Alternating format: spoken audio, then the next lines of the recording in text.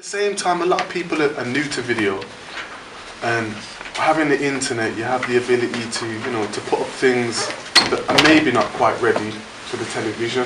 That's a good thing, because at the same time, you're still able to showcase talent in a visual way, and it's a visual time, it's a visual society that we live in. So a lot of people want to have that, the consumer, the listener wants to have the ability to listen and to watch at the same time. So. Is that quality threshold high enough at the moment for you? On an internet level? On what's out there?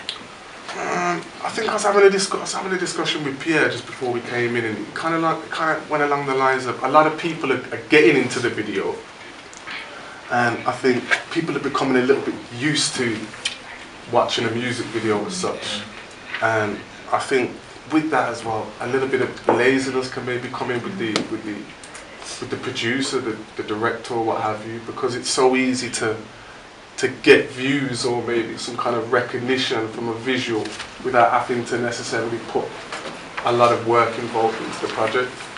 But again, with TV, it's a different thing, because obviously there's more regulation, there's more control. So your video needs to pass a certain standard. So I guess there's good and bad to it.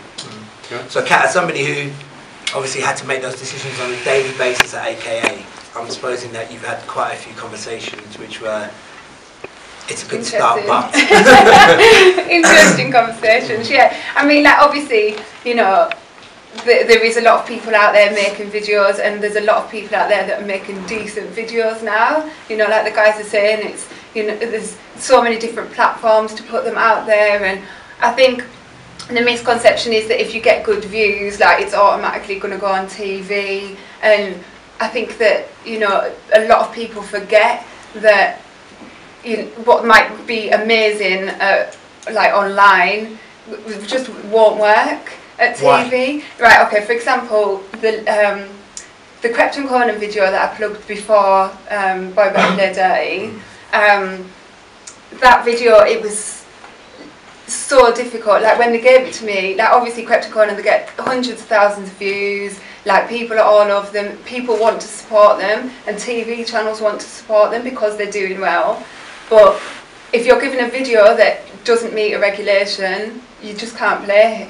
Like, I had to go through it and spend half an hour, 40 minutes just going through like a 3.5-minute video, and sitting down writing every single edit that needed to be made in order to make it anywhere near like TV quality.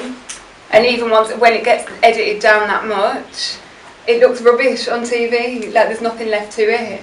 Do you know what I mean? So, like, it depends. I think when you're coming up with a concept for a video, you've really got to make sure of the direction that you're going with it and where you want it to end up. Like, do you want it to be viral? Do you want it to be web-based? Or do you want it to go to TV? Because it's two different things.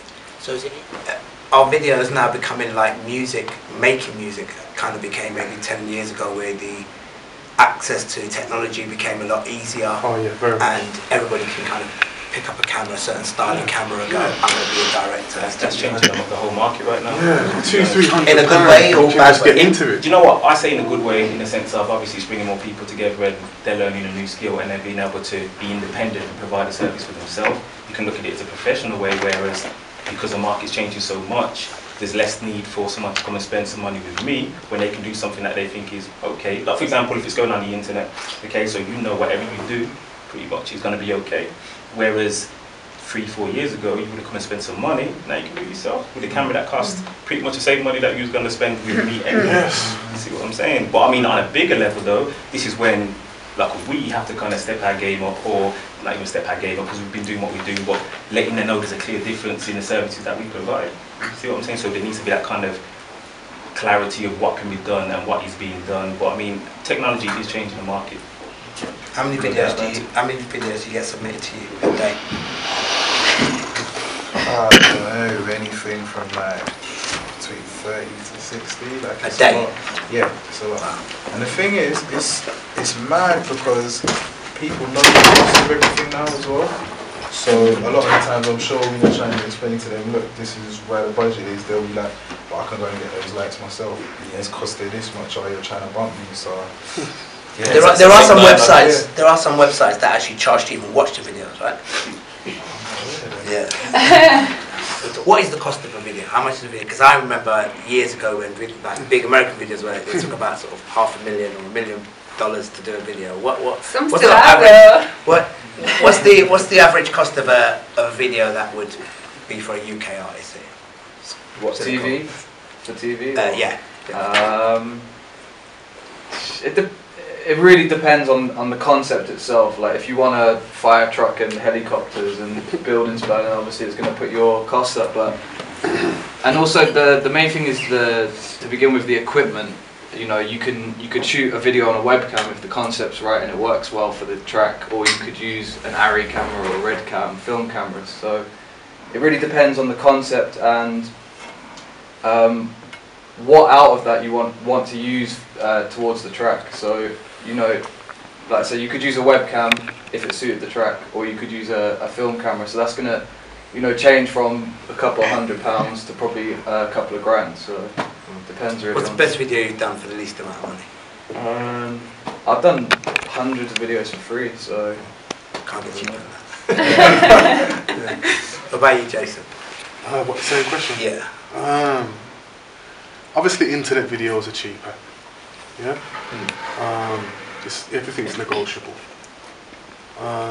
Generally, obviously, among I guess if you term it that way, the players that have been in the game for a while generally have a set price, and the audience generally accept that.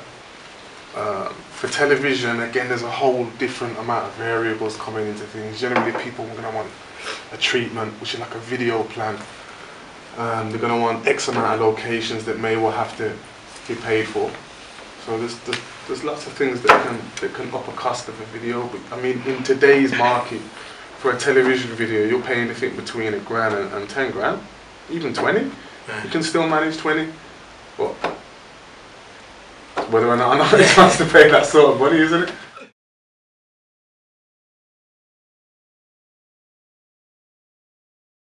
But what do you do if an artist approaches you and you just have got no idea what to do, and where would you go to inspire you? No, I personally, like, if I hear a track straight away, I can see like some sort of direction, even if it's one word that will, you know, trigger something. Yeah, it will trigger something. I've yet to listen to some, apart from dubstep. I got sent a few dubstep tracks, and like after you've done a couple dubstep videos, it's like, okay, what now? Like kids with superheroes, it seems to be the thing. But yeah, no, I've always got inspiration, and if you haven't, then you're probably in the wrong field. It can happen, you know. If you've got a big workload, you can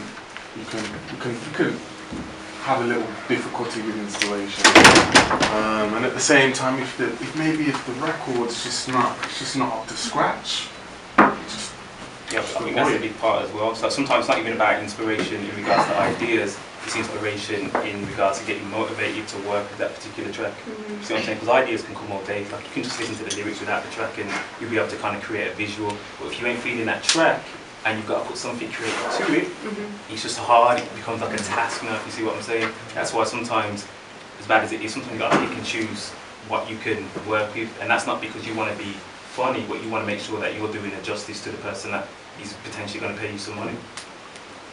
For people who want to work individually or as freelancers or independently, would you recommend going straight into doing that after, say, college, or would you recommend going and try and find somewhere else to work first, and then maybe pushing that to the side, looking at that later? As anything in the creative media, if you want to work independently. Don't wait, man. I did my first video when I was like 14, so just do it now. Like tonight, go make a video. Tomorrow, go make a video. Like every single day, and then you know, you'll get to a standard where people will approach you, these channels will say, oh, I've noticed you, like, I like your videos or whatever, so yeah, just crack on. just keep doing it. Is it a very competitive market? Super. Very, yeah. Now it is, because it takes £250 to get into the marketplace. And you can shoot decent visuals. But then obviously, you know, there's all the different stuff that comes with it. You're going to have to learn how to package it, put it all together, and then put it out to some kind of medium, isn't it?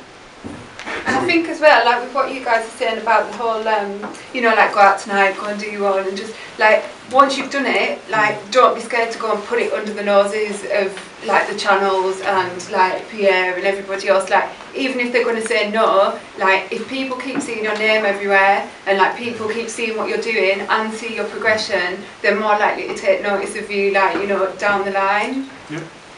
And one thing you'd be surprised is that people such as these guys who are like at the upper echelon of, like, let's say internet video as well as doing TV things, ask them, like, go and shadow them, see if they need any help on set. Like, you'll pick up so much. Like all the directors that I work with, they're always looking for people to actually shadow them on set, whether that's being a runner, whether that's like when you're so passionate about something, there's a part of you that wants to actually impart that knowledge. So if you're new to it, keep doing your videos on the side, but then try and find someone that you can work with that you can also learn with. So even one of my directors is working with someone who does loads of bigger videos. They do all of Enrique Iglesias' videos, so they're big within our scene, but they're going outside so they can bring something back, like probably next year, that's going to just blow everything away. So non-stop learning is so important. Yeah, I'm a roots reggae artist, and it's obviously that kind of genre is like mainly male dominated, and it doesn't seem to fall under a lot of the some of the urban categories and all that kind of stuff, and it's a lot of established artists. So I was wondering if you had any advice, the best way to go about, obviously as a female, being, I don't know, recognised, or the best way to get my foot in the door in terms of like press kits and stuff. I don't know. It's kind of, I've got the people there, it's just like trying to get them in the best way to do it media wise. So. Yeah, I think like again, it's just about putting yourself out there and like really getting yourself onto people, like onto people's radars. Like it is a difficult genre. Yeah. Like, you know, in the UK, like as a whole, like that's represented throughout everything. Like you've got specialist areas, but I think like, you know, for real commercial kind of mainstream success in that area, like it is very difficult.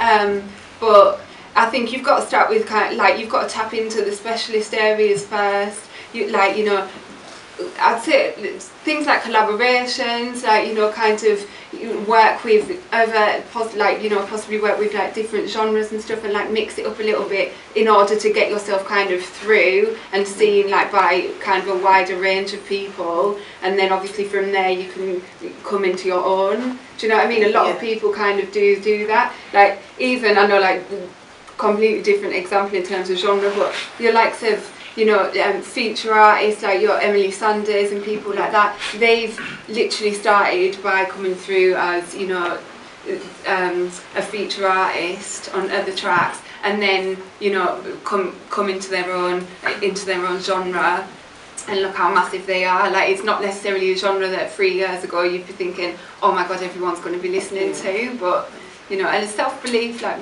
just keep like believing in what you're doing and stay true to what you're doing as well. Like you don't have to come away from that by like doing your features or whatever. I just think, you know. I think as a roots reggae artist, that's a good thing, because nobody's doing it. I know that's what I'm doing, but it's just, you know, it makes it that much harder because I've got to find the way, because everyone else, it's obvious the way to go. It makes it all the more fruitful when you get there. Yeah. You know, don't compromise yourself. You know, go for it. You know, in terms of doing that music, just make sure that it's got a current flavour, like what Cap's saying really. Just make sure it's current and it connects with people. Yeah. And if you can connect with people, then you're doing your job. Okay. You know.